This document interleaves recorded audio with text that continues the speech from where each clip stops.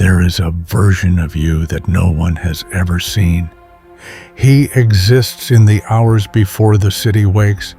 He exists in the basement, in the garage, in the corner of a gym that smells like iron and old rubber. He exists without an audience, without applause, without anyone to confirm that what he is doing matters. And that is exactly why he is the most important version of you that has ever lived. Most men never meet him. Most men live their entire lives performing for a crowd that isn't even watching. They train when it's convenient. They quit when it gets quiet. They need the noise, the validation, the likes, the look of someone else's eyes telling them they're doing fine. Fine. That word should make your skin crawl. Fine is the grave they dig while you're still breathing.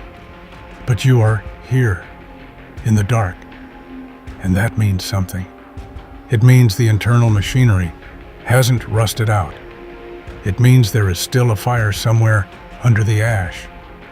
Not everyone can find it. Not everyone goes looking. You are here because some part of you understands, even if you've never said it out loud, that what you build in the silence is the only thing that is truly yours.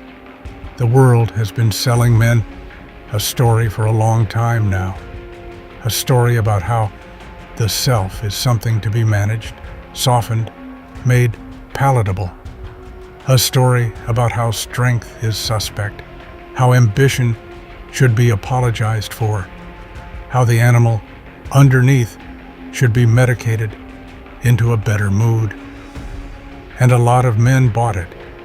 You can see it in how they carry themselves. Shoulders rolled forward, eyes pointed at the ground, permission always pending.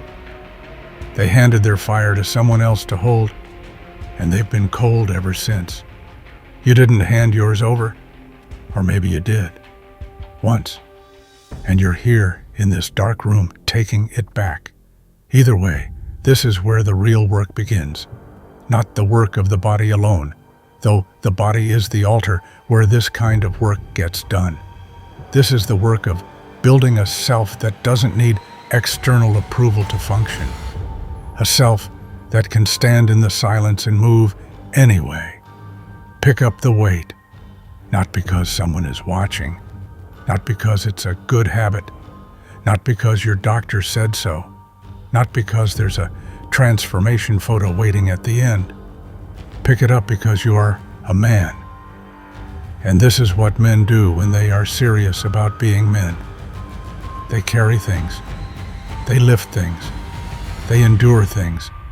They build things with their hands and their backs and their will. This is ancient. This is not new. You are not inventing something here. You are remembering something. Every civilization that lasted understood this.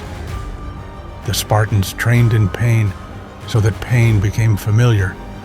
The Roman legionaries marched until the road was their home. The Norse carved strength out of a world that offered none. They weren't training for Instagram. They weren't chasing a physique. They were forging a specific kind of human being, a man who could be counted on when everything went wrong. That is what you are doing here, whether you've named it that way or not. You are making yourself countable on. The bar comes down to your chest. Your lungs are beginning to burn. This is the part where most men negotiate. They make deals with themselves. One more, then I'll stop. Or maybe, I'm tired today. I'll go harder tomorrow. Tomorrow is a fiction men use to avoid the present moment. There is no tomorrow's strength. There is only the strength you are building right now, in this set, in this rep, under this weight, in this dark. What you do here is what you will be capable of when it counts. Compress that into your chest and breathe it out with the rep. There is a specific kind of loneliness that comes with training alone, and you need to make peace with it because it is not a problem to be solved. It is the price of admission.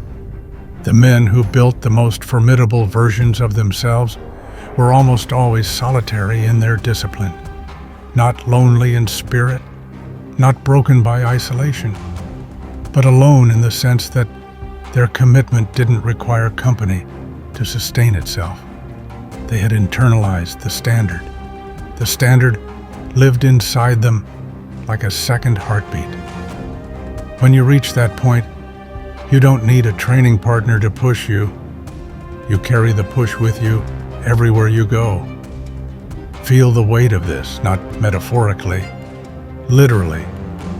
Feel the iron against your palms, the tension crawling up your forearms, the way your shoulders have to decide whether they're going to do their job. This is a conversation between you and gravity, between you and your own limits.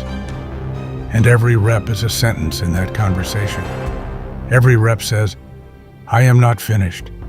Every rep says, I will not stop here. Every rep says, there is more in me than what I showed yesterday. Sweat is hitting the floor now. Your breath has changed. It is no longer the easy breath of a man at rest. It is the breath of a man at war with his own ceiling. Good. That sound, that specific ragged inhale, followed by the controlled exhale, is the sound of a man becoming. Most men never hear it. They live their whole lives in the safe range, the comfortable range, the range where nothing is ever truly demanded of them. You are past that range right now. You are in the territory where character is formed. Character is not given. It is not inherited. It is not assigned by birth or circumstance or genetics. Character is extracted from a man by difficulty. It is pulled out of you by the moments that require you to choose, under duress, who you actually are. The barbell is one of the cleanest versions of that moment. Strip away the noise, strip away the excuses, strip away the performance, and what you have is a simple, merciless question. Will you or won't you? Right now, in this set, when your body is sending every signal it has to make you stop, will you? You will. Because you are still here. Because you drove here, or walked here, or didn't leave the building. Because some part of you knew today was a day that required showing up, and that knowing, that internal compass that points toward the hard thing instead of away from it, that is the thing worth protecting more than your reputation, more than your comfort, more than your peace of mind. A man who has lost his compass is not really lost in a place. He is lost in himself. You are not lost. You are exactly where you need to be. The next set begins. Your muscles are already speaking loudly. They're telling you things they told you yesterday and the day before. The familiar vocabulary of effort, the burning in the chest, the tightening in the legs, the strange weight of your own arms. You know this language now. You've learned to read it without panic. That is the dividend paid by every session you've ever completed. The body becomes readable. The pain becomes information instead of threat. And when pain becomes information, you can use it instead of flee from it. That is a rare skill. Most men are running from something their whole lives, running from boredom, from failure, from the unbearable quietness of their own company. They fill every silence with noise. They turn on the television the moment they walk through the door. They reach for the phone in the middle of the night, not because there is something to see, because they cannot stand the silence long enough to hear what it's telling them. The silence is telling them the same thing this dark room is telling you, that you are more than the story others have written about you, that there is still something unfinished here, something that wants to grow. Let it grow.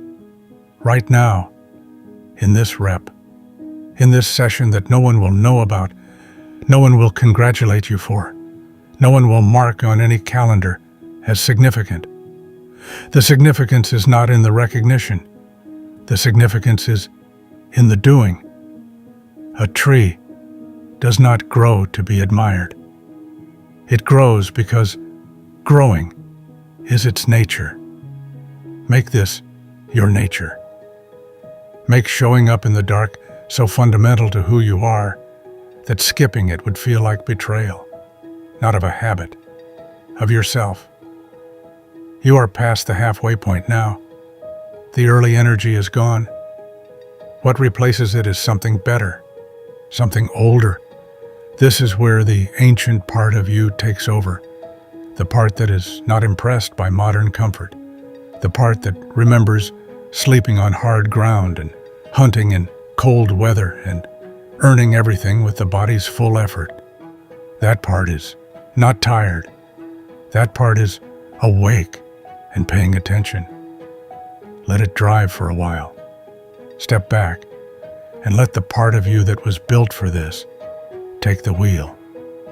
The final sets are different from the first. The first sets are about momentum. The final sets are about truth. You cannot fake the last rep of a hard session. The body is too depleted for performance. What you have left is what you actually are. And right now, what you actually are is a man grinding through the resistance, not because it is easy, not because the conditions are perfect, not because the timing is right, but because you decided this morning, or this night, or this afternoon in the dark, that you were the kind of man who finishes. Finishing is underrated. Everyone starts. Most people start with enthusiasm, with good intentions, with the clean feeling of a new beginning.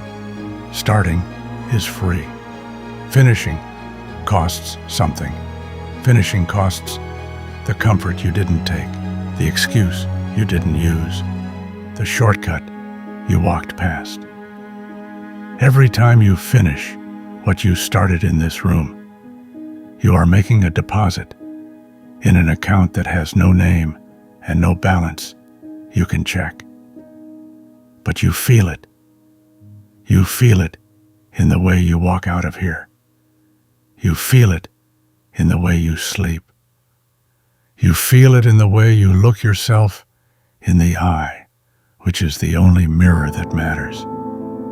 This is almost over now, not the work of building yourself. That is never over. That ends when you do. But this session, this particular act of showing up and choosing hard over easy, that is almost done. And when you rack the weight, or set down the dumbbells, or step away from whatever instrument of resistance you've been working with, I want you to stand still for a moment. Don't reach for the phone. Don't look for the next thing. Just stand in it, in the sweat and the silence and the specific weight of what you just did. That weight is real. It belongs to you.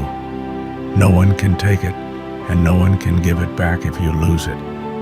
It has to be earned every time. That is not a punishment. That is the point. A thing that can be taken from you was never truly yours.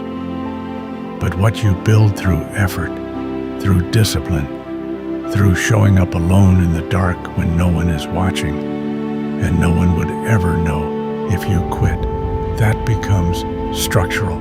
It becomes part of the foundation of who you are. The world has plenty of men who are strong on the surface, men who perform strength in public and collapse in private. That is not what you are building here. What you are building is weight-bearing. It holds up under load. It holds up when the circumstances are hard, when the people around you are afraid, when the easy choice is right there in front of you and no one would judge you for taking it. What you are building here is the internal architecture that makes you reliable to yourself first, and then to the people who are counting on you. Go home. Sleep. Let the body repair what you've broken down into something stronger. Come back tomorrow or the day after and do it again. Not because you are chasing something, not because you are running from something, but because this is the life you have chosen. The life of a man who takes himself seriously, who treats his own potential as something worth protecting, who shows up for himself the way he would show up for someone he loves. The dark room will be here. The iron will be here. The silence will be here. And if you are the man I think you are, so will you.